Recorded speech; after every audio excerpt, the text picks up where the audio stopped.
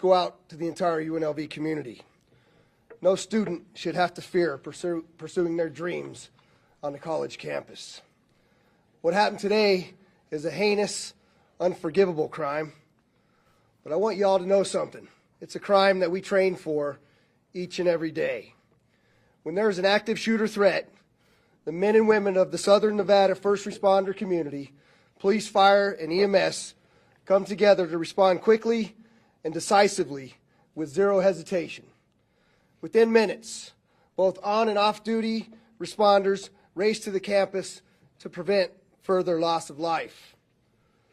On a personal note, I'll tell you that after 1 October and all the time and effort and energy that we've put together in training with the men and women of law enforcement, the fire service, and EMS, watching how seamlessly they work together today made me very, very proud to be their sheriff.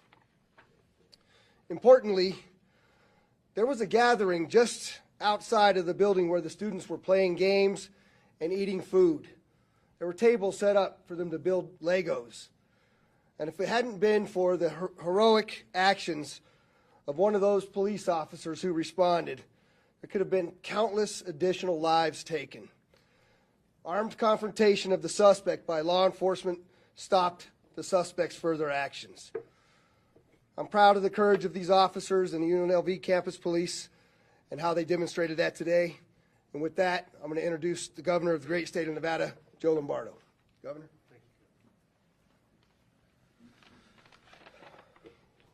Kevin, thank you for the opportunity to speak tonight. I think it's important for people to realize the partnership that is formed as a result of my career at LVMPD and with Kevin, the sheriff himself, and the confidence that I was assured of when I got notified today. I had no doubt that the response would be appropriate, it would be swift, it would be quick, to the satisfaction of all the naysayers that we normally experience during critical incidents.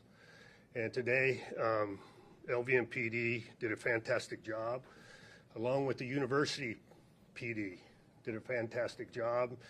And after the after action is settled here and our concern for the victims are bolstered and satisfied, I will be absolutely proud of the response of the first responders. I'll be absolutely proud of the community of UNLV, and I'll be absolutely proud of the community of Las Vegas and the state of Nevada.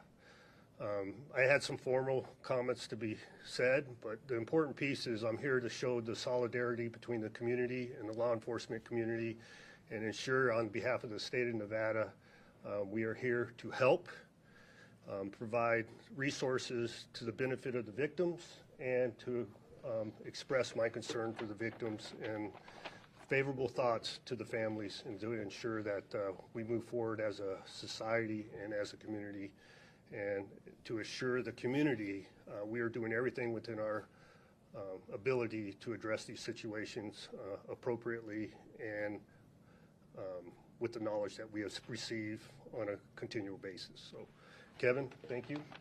I appreciate that, and I think it's appropriate that the chief of UPD comes up and says a few words in the positive response of his police department. So, Chief Alex Garcia, please. Thank you. Good evening. My name is Adam Garcia. I'm the University Police Chief. First of all, let me begin by telling you all how heartbroken we are on our campus for what happened today. On behalf of the Chancellor, the Board of Regents, and President Whitfield, I am passing along our profound sense of loss for what occurred in the loss of life that took place. As the sheriff said, our officers collectively, UPD as well as Metro, responded to call for shots fired approximately 11:45. Two of our detectives responded to the scene and immediately engaged the suspect in a shootout. The suspect was struck and is deceased at this time.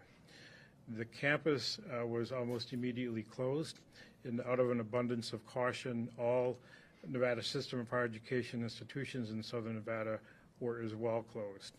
UNLV will remain closed for the remainder of today, tomorrow, and Friday, and additional determinations will be made as to whether or not the university will reopen next week, which will be finals week.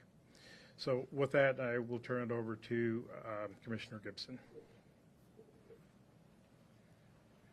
Thank you, Chief. I'm Jim Gibson, the chairman of the Clark County Commission, and I'm here to express the shock that we all felt as a community, but at the same time, the enormous relief that we feel as a result of the great work of the first responders.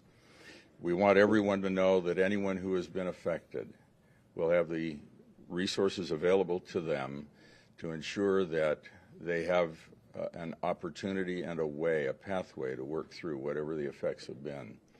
My colleagues on the County Commission, indeed all of us in Clark County, express our support to the university and the folks who've been affected over there. We know that this will not know the entirety of the effect of all of this for some time. But the one thing that is certain, which was spoken, I think, a few minutes ago, is that without the incredibly well-trained and effective response that was provided, a whole lot worse situation could have happened. For those who suffer loss under the circumstances, the worst has happened for them.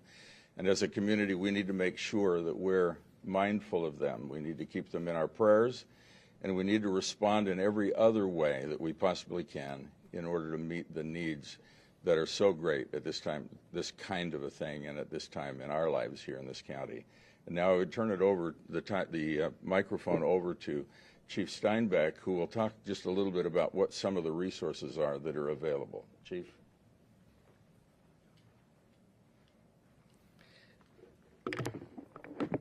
Thank you, Commissioner. Appreciate it. Adam, great job. Thank you very much, and great job by LVMPD and certainly all the participating agencies there. Yes, immediately we started to go ahead and we had people that aren't there on scene start to build up the resources for the recovery. Recovery starts actually before the incident even begins, and certainly as the incident unfolds. So we do have over at the Las Vegas Convention Center in the North Hall, we have opened up a family assistance center there. It's similar to the one that we opened up after 1 October, obviously smaller in scale, but ready to provide many of the same services, which include behavioral health services. UNLV has student services there. We have religious leaders there. Legal Aid of Nevada is there. Any resources that we might find necessary, whether they're immediate or in the long term, as the Commissioner said. Also at the Vegas Justice and Resiliency Center, that'll be open. That is the center that was opened up following 1 October, a long-term resiliency center. That is also ready to assist those in need and will take over the long-term recovery operation following the immediate reunification and the services that are provided at the Family Assistance Center.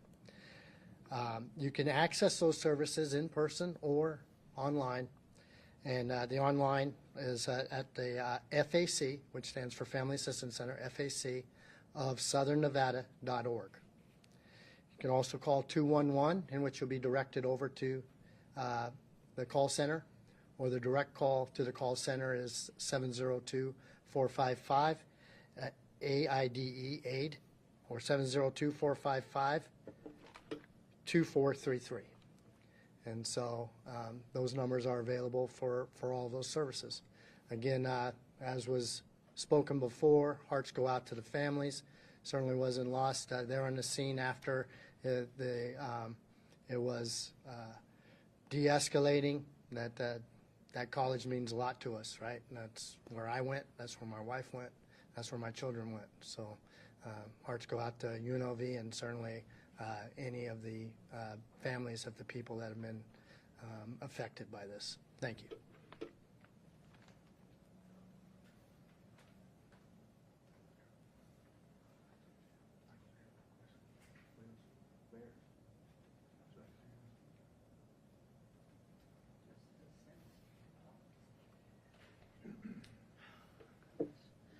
Carolyn Goodman, Mayor of the City of Las Vegas.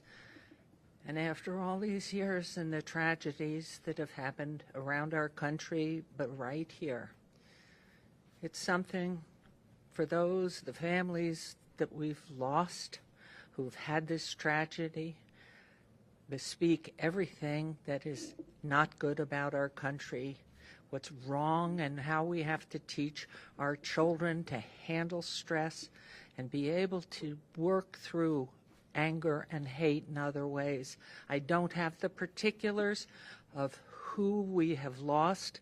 I think this is all with the sheriff. I know our first responders were incredible, all facets of law enforcement immediately pulling together, and I'm so grateful and proud of them.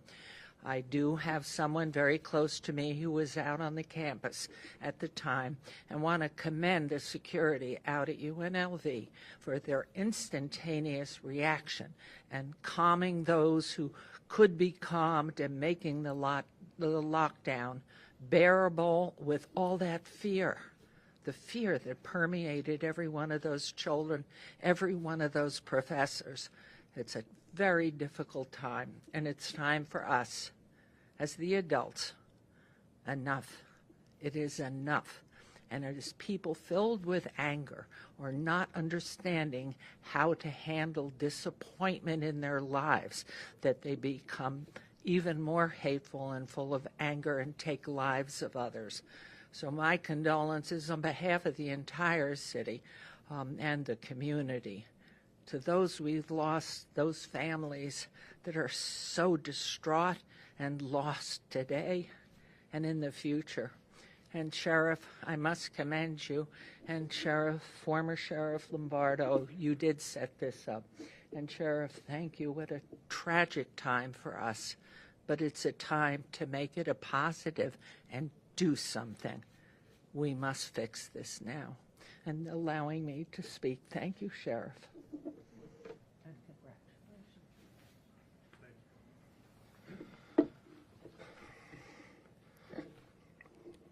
As soon as I listened to the comments of the other speakers, it took me back to when the sheriff or the undersheriff and I were over at the scene and watching as we had to go through floor by floor, room by room, building by building. And I've seen some of the commentary about how long this has taken. But just like in 1 October, numerous other calls were coming in about different shootings that were occurring. We're having to breach every single door. We're finding groups of students that were huddled. It took us a long time to evacuate and then recheck. We will be conducting this investigation into the wee hours of the morning, there is no doubt. I know you have an insatiable appetite like I do to find out why, to understand motivation, and we will provide that to you at the appropriate time. But with that being said, I'd just like to end on the fact that we watched a lot of fear across the faces of those young men and women at UNLV today. And it's unfortunate that they had to live through that. But again, I'm proud of that first responder community for getting over there and doing that. So with that, I'll take a couple of questions. I'm saying you have to tell me who's talking. I can't see. Hi, Dana. Can you tell us anything about the weapon or weapons that were used? Not yet, Dana. I just want to reserve until I have a little bit better information on exactly what was used. We haven't moved the body yet. I don't have any details on the weapon yet. But we hey, Sheriff, this is that Joshua Peguero with Channel 8 News KLAS. What's the affiliation of the victims to UNLV? Were there students, professors, staff? I'm not prepared to release that information yet either. Like I said, I know you guys are hungry for that, but we haven't been able to run each and every one of those leads down, and I don't want to provide you misinformation at that. Ricardo, last one.